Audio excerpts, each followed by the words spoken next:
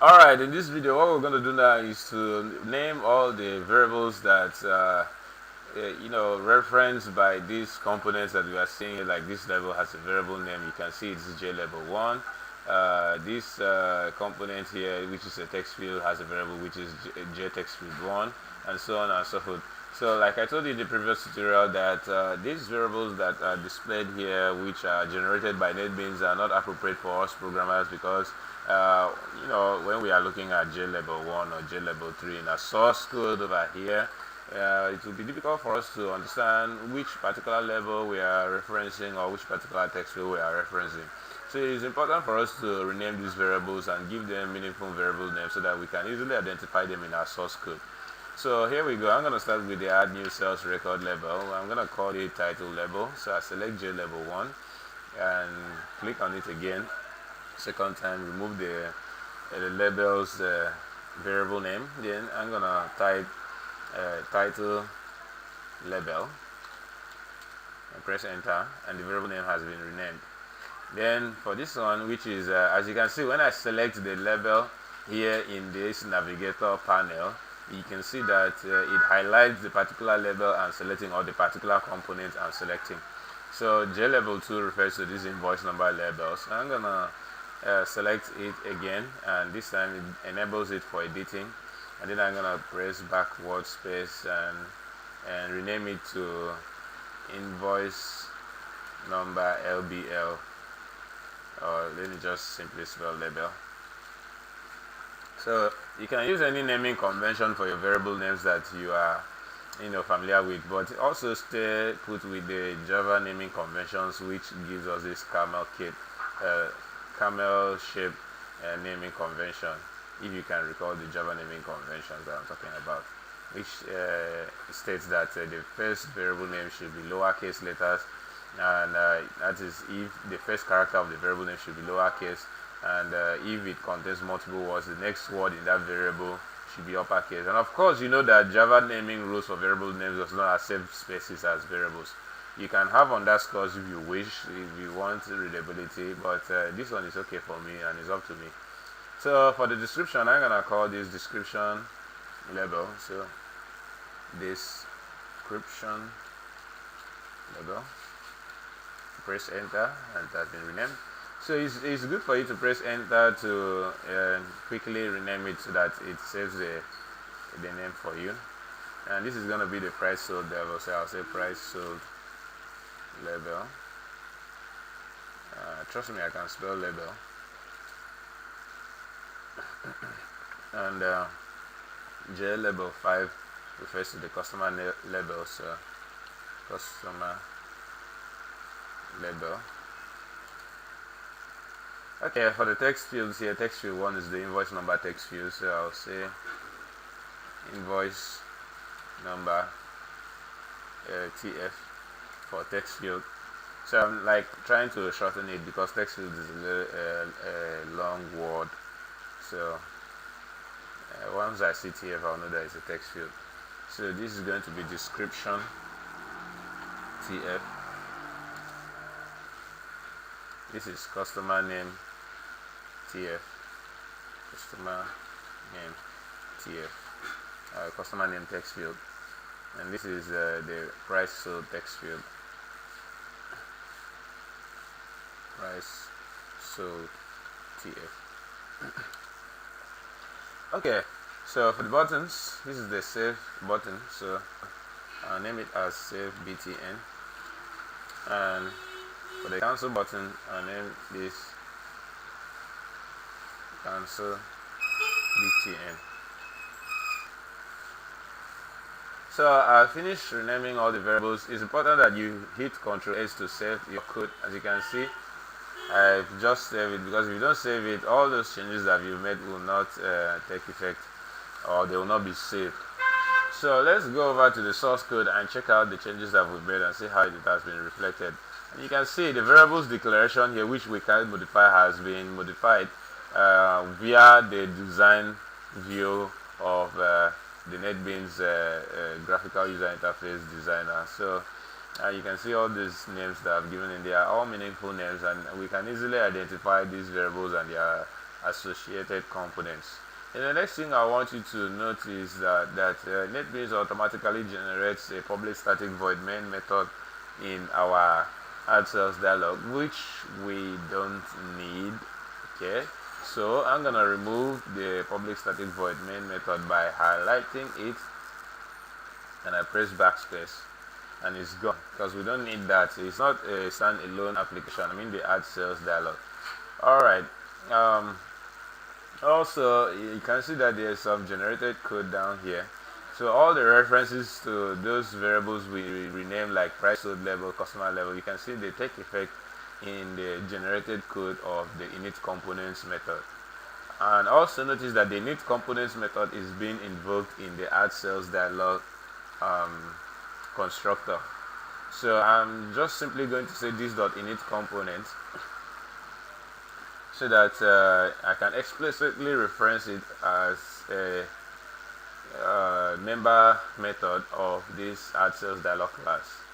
Okay. Also, the add cells dialog, which is extends a JDialog, you can see NetBeans automatically generates the package name like javax.swing.jdialog, but I would like it to simply be add cells dialog extends JDialog. So I remove that javax.swing so that I can import javax.swing.jdialog. And also the add cells dialog constructor takes two arguments, the java.awt.frame as the parent and the modal, which is a boolean, as whether the dialog should be locked to the parent's frame. Okay, so next thing that we need to do is to link up this JDialog to its parent frame, which is going to be main frame. Let me run it, the application, that you understand what I'm talking about. So I'm going to right click on the applications project directory, then I'm going to click on run.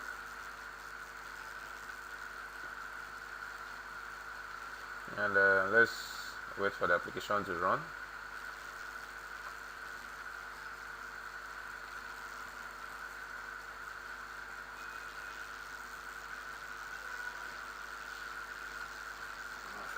Okay, so here's the application. Now you can see if I click on the add record button, it's still not connected to the JDialog, so it does not launch the JDialog itself. So in order to be able to make this button to launch the JDialog, we have to go over to the main frame and go to the design view. Then this is the add button so the add record button, I mean to say. So I'm going to double click on the add record button, and you can see we have a private void add button action perform method, and this method is simply going to be invoked when the button is clicked. So in order to declare what should be done, we have to check and verify if it's actually the button that was clicked. So you can say if evt, actually this add button action perform takes as its argument an action event, and of course is auto generated, so you can't like rename it, or okay, you can see you can't rename this method. It's locked and is auto generated by NetBeans. But however, you can declare the actions that it's supposed to take by inserting your own logic on what should be done. So here we're going to check if the event object.getSource, which will give us the source of the event, which is actually going to be the button. But we still have to verify to check if it's equal to this dot the add button itself. Recall that the add button itself has a variable, which you can see the add button, the add record is the add button is named as add button in this variable. So if we are referencing the add record button, we say this dot add button. So if the event source is the add button, then we can do what we want to do. And what do we want to do? We want to make this add cells dialog, this JDialog, to appear. So how do we do that?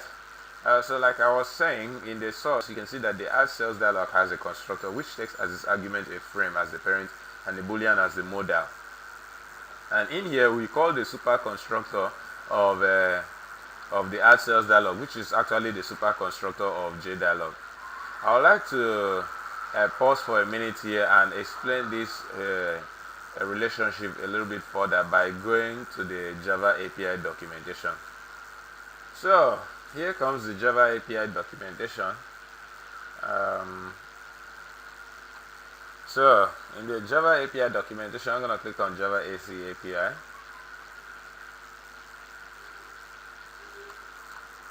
Then I'm going to go over to the javax.swing package where we have the JDialog. Javax.swing. Okay, here it is. So I click on the javax.swing package. Now in the javax.swing package, you can see the JDialog class here. And you can see that the public class JDialog, which extends dialog, has a constructor that specifies whether you want not this particular constructor actually. The constructor I'm actually talking about is this other constructor where you put the frame as the owner and the boolean modal. So if I click on this constructor, you can see further details that the JDialog, the JDialog constructor here, creates a dialog with an empty title and the specified modality and frame as its owner. Okay, the specified modality here is this boolean modal here, and the frame here is the owner here. Okay, if owner is null, a shade hidden frame will be set as the owner of the dialog. This constructor sets the component's locale property to the value returned by the JComponent.get default locale. Note this constructor does not allow you to create an unowned JDialog. To create an unowned JDialog, you must use either the JDialog constructor that takes as its argument a window, or a JDialog constructor that takes as its argument a dialog.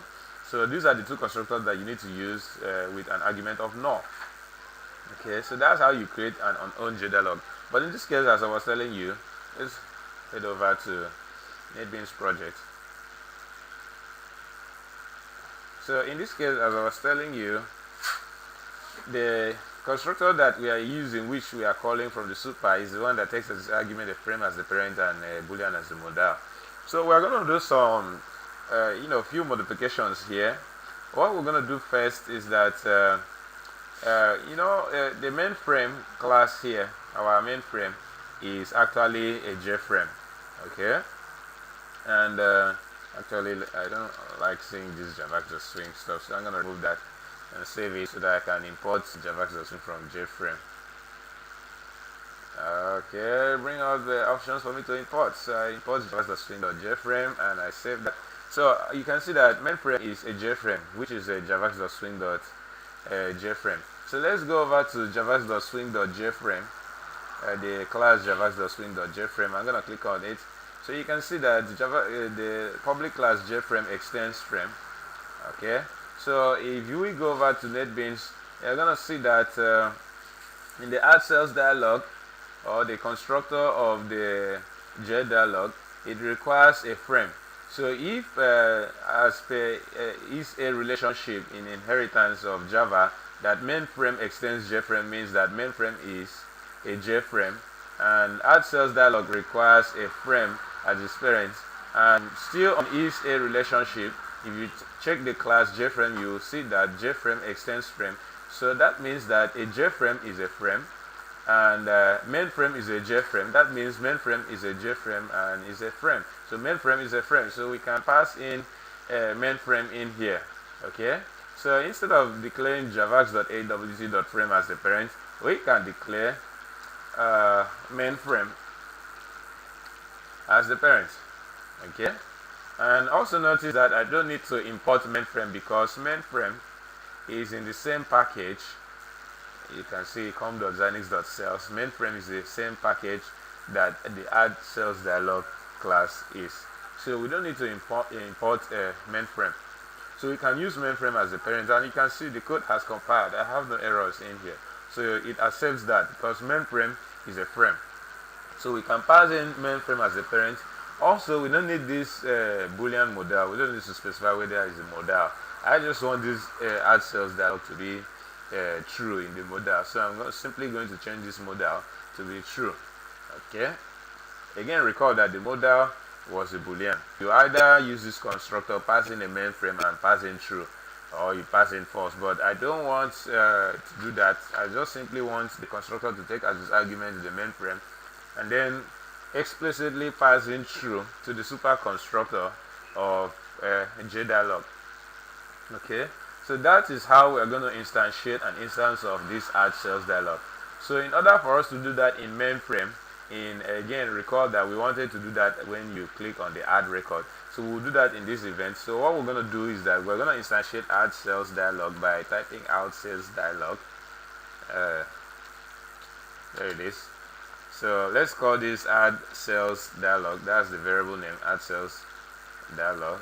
It doesn't matter if the variable name is the same as the class name, so long as you follow the Java naming convention for variable names. Okay, so we're going to say add cells dialog is equals to new add cells dialog, and again we are referencing that constructor over here, which requires as this argument a mainframe.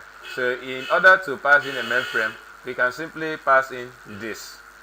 Okay, the this keyword, if you can recall, gives us access explicitly to the instance of the mainframe itself that is running. So it's like saying this mainframe that has been already created, pass in the mainframe as an argument to the add cells dialog constructor. So that is how we are going to instantiate the add cells dialog. Okay, so once we finish instantiating the add cells dialog, the next thing that we need to do is to call the setVisible method. Again, I'll go to the API documentation to show you. Actually, this is not following the Java naming convention. So again, I'm going to go over to the Java API documentation to show you the setVisible method on how it's going to and on how it works. So setVisible.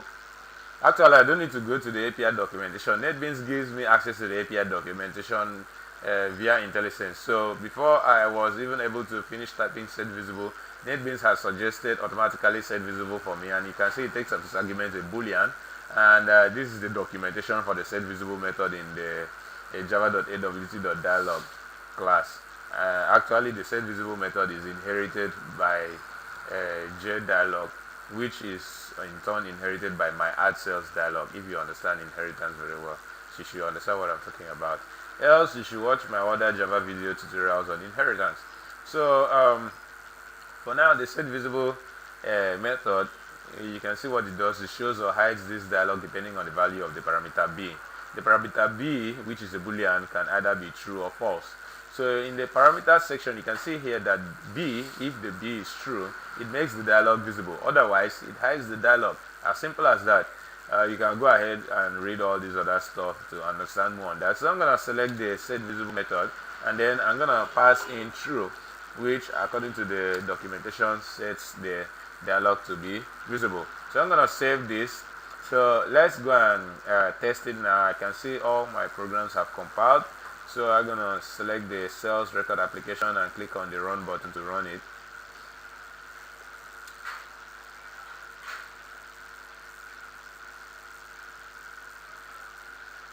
Okay, so you can see the application has run. Then I can click on the add record, and you can see the jdialog has become visible.